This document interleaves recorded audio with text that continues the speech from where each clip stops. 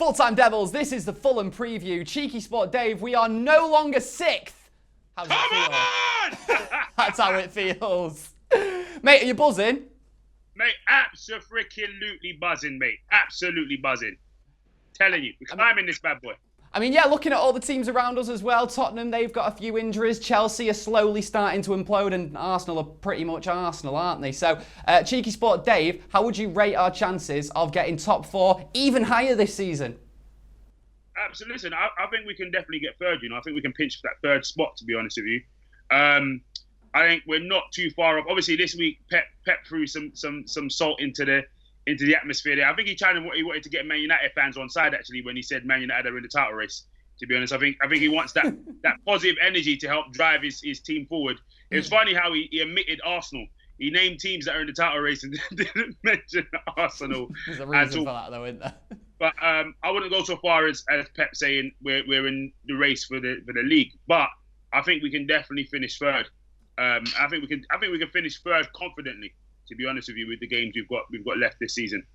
Abdullah, I remember a few months ago under Jose, I said it would be an absolute miracle if we were to get top 4 this season. Even when Jose left and Ollie took over, I said it'll still take a miracle.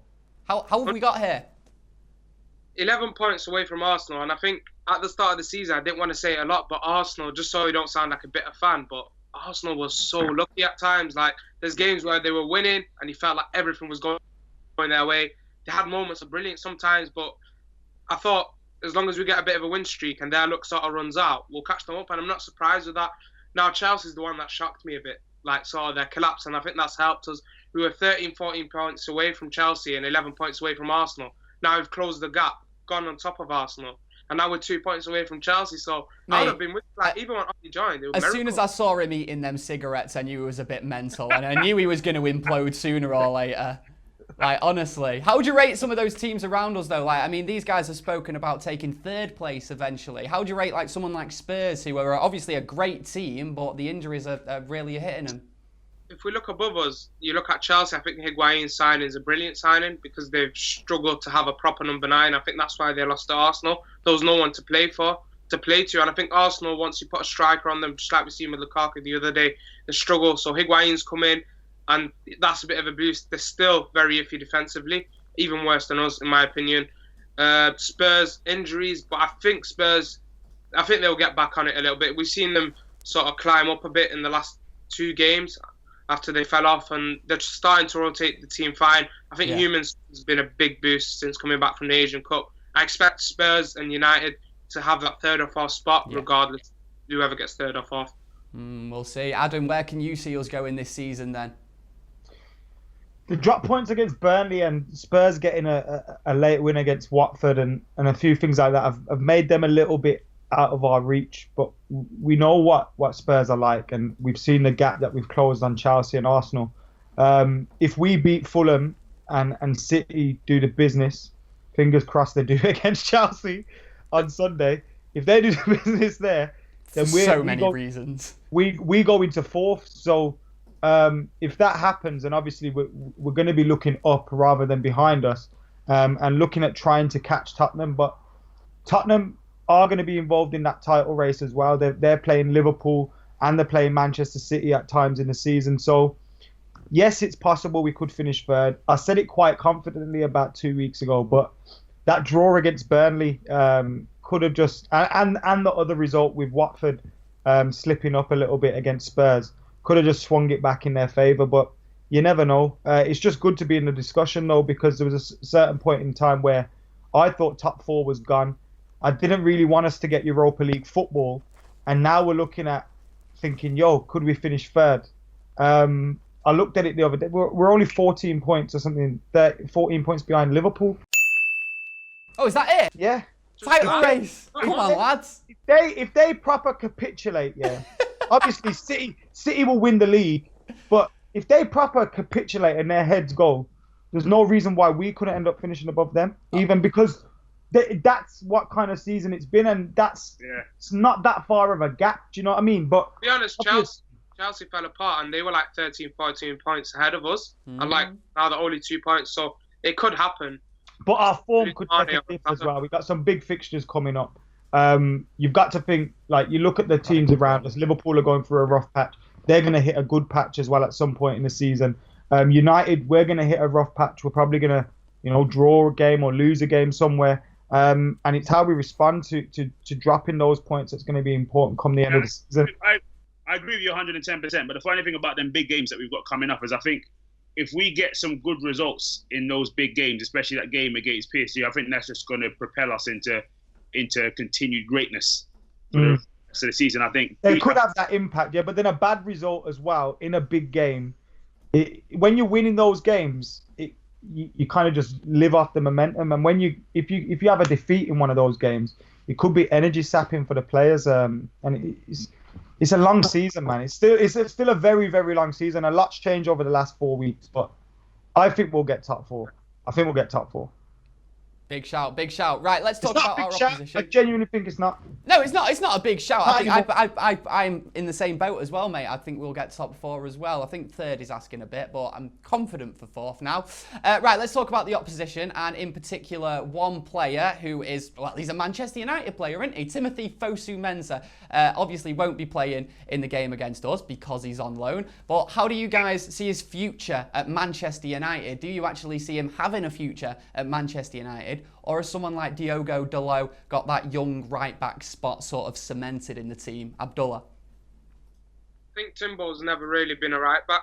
Anyone that knows him from coming up through the UFC and the academy and stuff, he's always been more of like a Herrera-type player in midfield, gets about, wins the ball, plays it into the creative players in midfield. And I think sort of when Van Gaal brought him through and he did pretty well at right-back in that FA Cup run and was one of our best players towards the end of that season, getting involved in goals as well.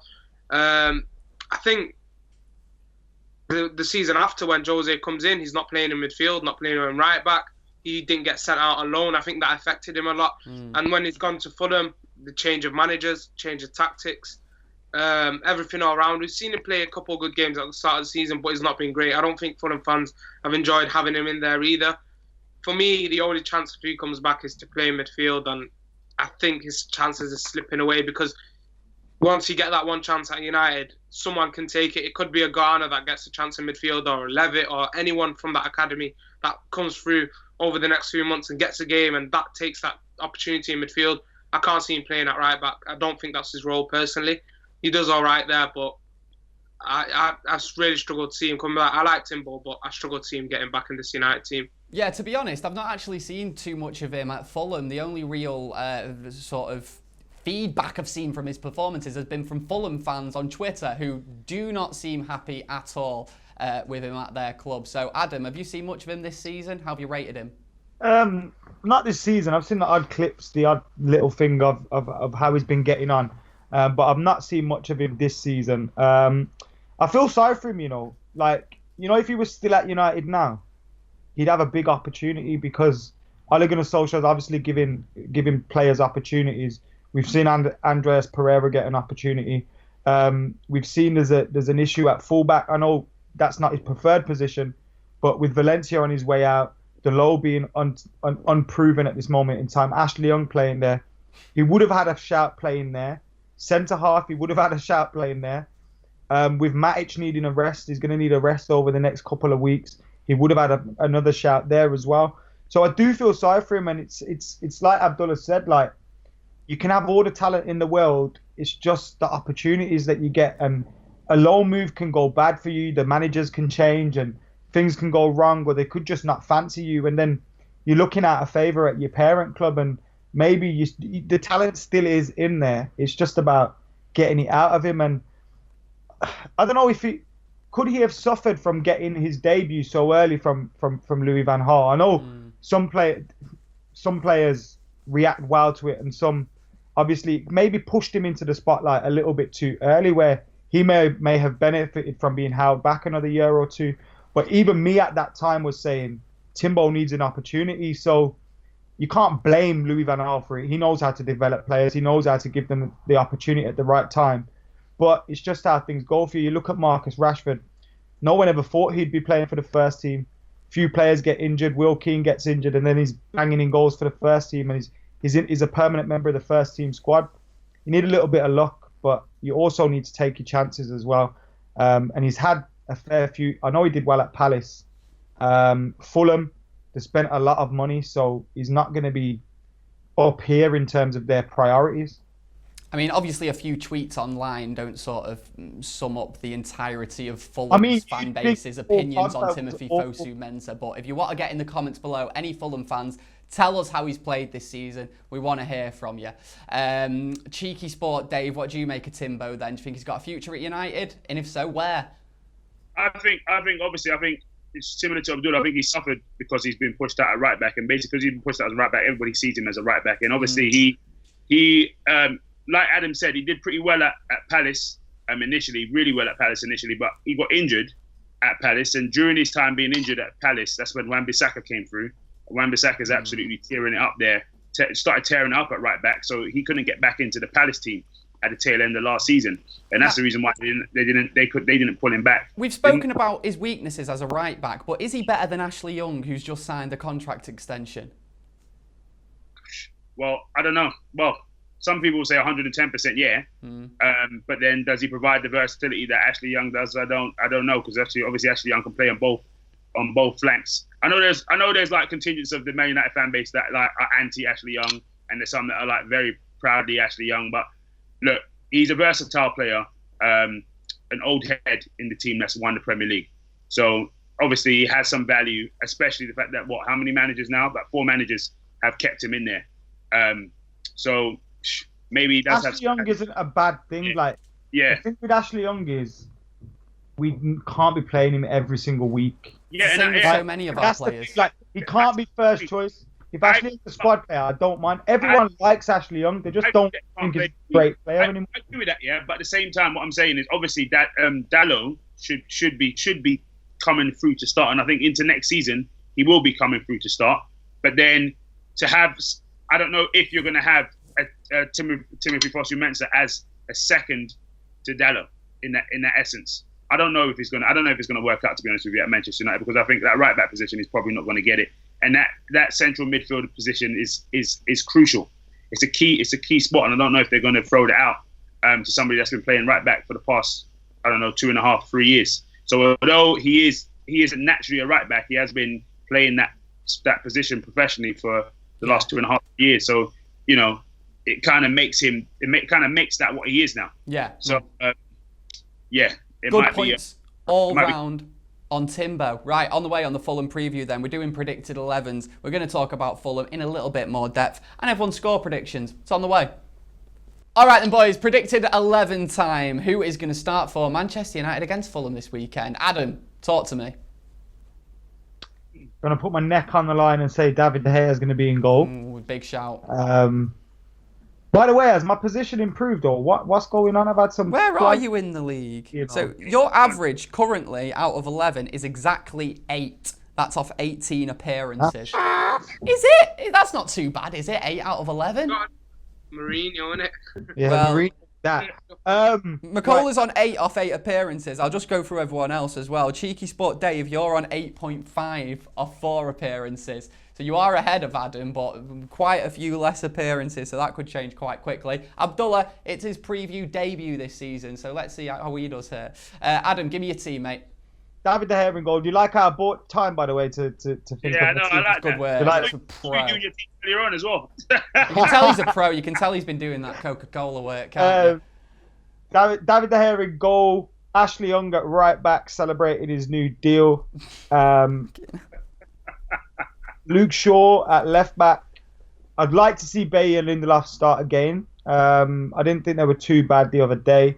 I'd like to see them go again at the heart of the defence. Let's try to get a run of these two together. We hope to see them become our number one partnership out of the defenders we've got. So we need to play them and give them an opportunity. In midfield, when's our next game after this? Wednesday, I think. Wednesday. Yeah, PSG, isn't it? Tuesday. Is it? Tuesday. PSG, yeah. Tuesday. So Matic is going to get a rest. Yeah. So I think we'll see Fred, Pogba, and Herrera's an important player, but I think he'll play because he had a rest for the Burnley game, didn't he? So I think we'll see Herrera, Fred, and Pogba. And then Martial. I think he's going to give Lukaku a chance to get some goals. And I love the way you bought yourself time to decide your team and you've still not decided on your team. Lukaku, Alexis, and Martial. There it is. Go on then, Abdullah. What's your 11, mate? Preview debut. Yeah, you're in goal, obviously. Then you got... I think the one to get a rest out of the fullbacks might be Luke Shaw. I think he looks as fit, even though he's 10 years younger than Ashley Young. Don't think he looks as fit as Ashley Young. But Weighs twice as much, I think.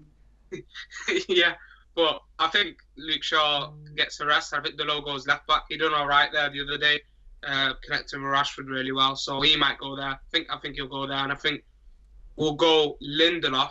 I think he'll keep in the side. Smalling, I think, might come back in this one. I think Smalling comes back in this one. I think Eric Bailly, he's sort of managing his time. So I think Eric Bailly will get the game out. And I think Smalling will finally come back into the side. He's had his rest. He's been in training.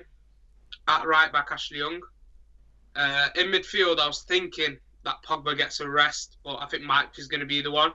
Herrera got his rest against Burnley. So I'm going to go Herrera, Fred, and Pogba. I have a sneaky feeling Pereira will play, but I don't think he'll rotate that much as well. So Pereira, Fred, Pogba in midfield. Then Martial, I think, has to start. He needs a bit of minutes as well. He's been on and off in the last few games.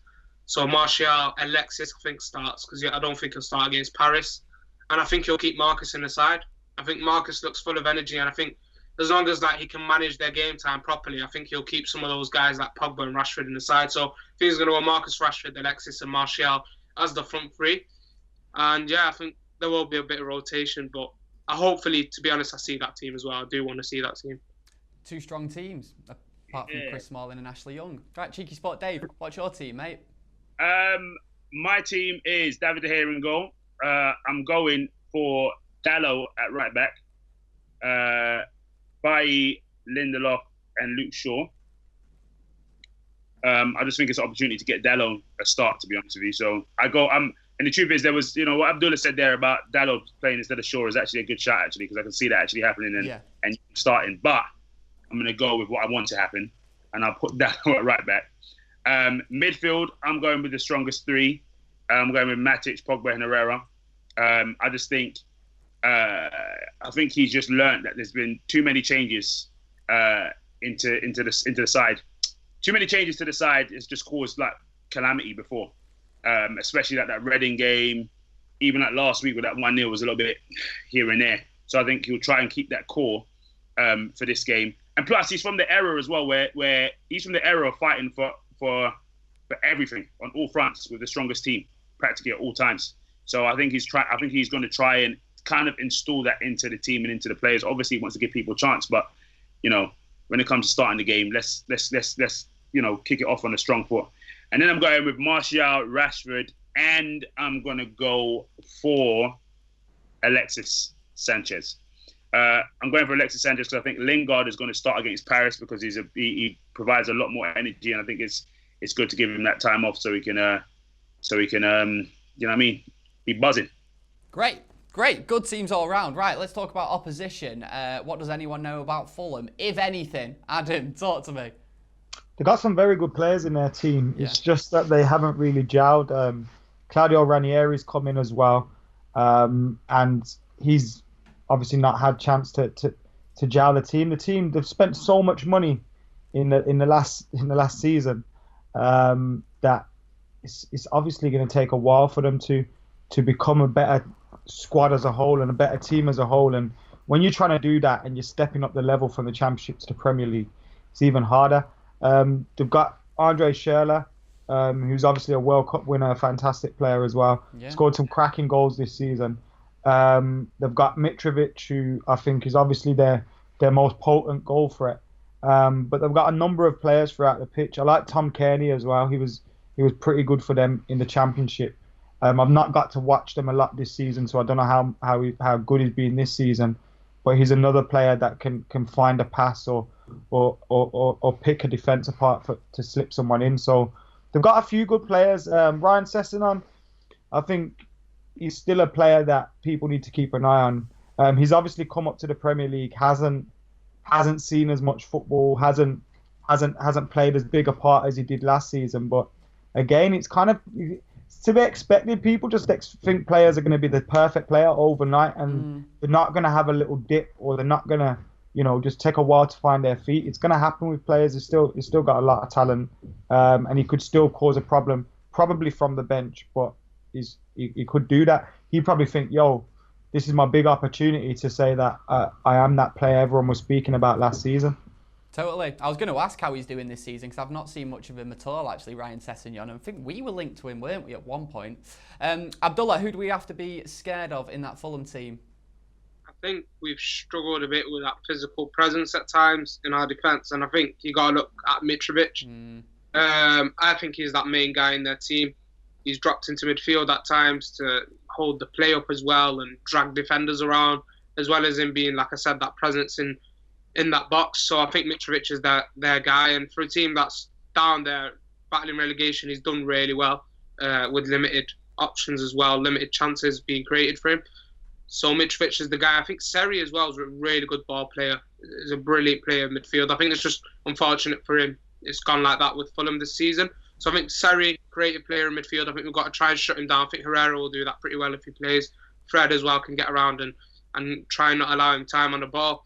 And Ryan Sessegnon, he's had his games this season. I think he's a brilliant talent. It's just unfortunate, sort of not worked out for him. He's still really young. He'll come through, personally, in my opinion, next couple of seasons. It just needs a bit of time. So I think Sessegnon, Seri and Mitrovic are the guys for that team. Don't want to praise the opposition too much, but it's almost nice that there is a bit of patience with Ryan Sessegnon. It seems like he's quite patient as well, and it'll probably help his development. CheekySport Dave, what's your Fulham knowledge like?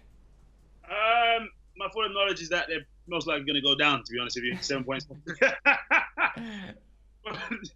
That's the reality, but it doesn't mean I think last season we lost to a lot of teams in the bottom three, so it's definitely something we've got to be very cautious and Dave, careful. last season we just lost to a lot of teams, mate.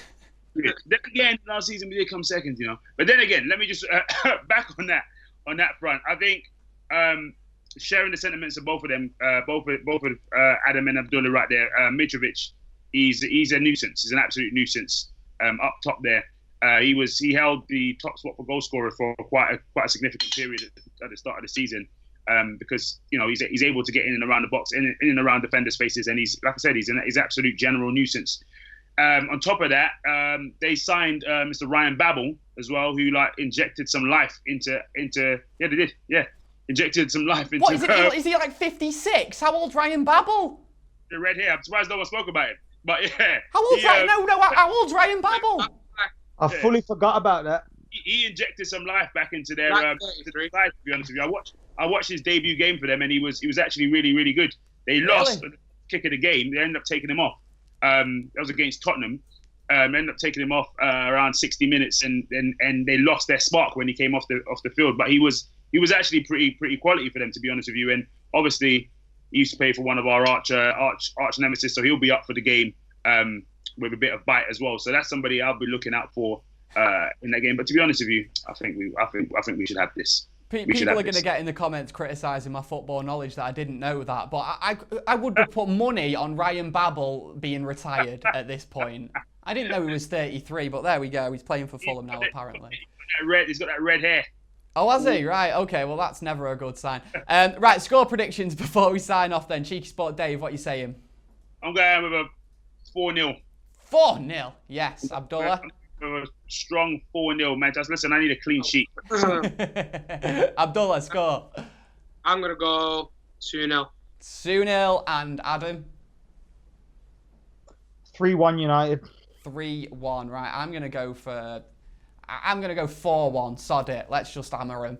Right, guys, so get in the comments your opinions, how you think we'll fare against Fulham. All the fan cams coming this weekend, of course, with Adam. Go and check out Abdullah on his own YouTube channel. And also check out CheekySport as well, one of my favourite football channels. You can find more of Dave there. Right, we'll catch you next time. In a bit. Laters.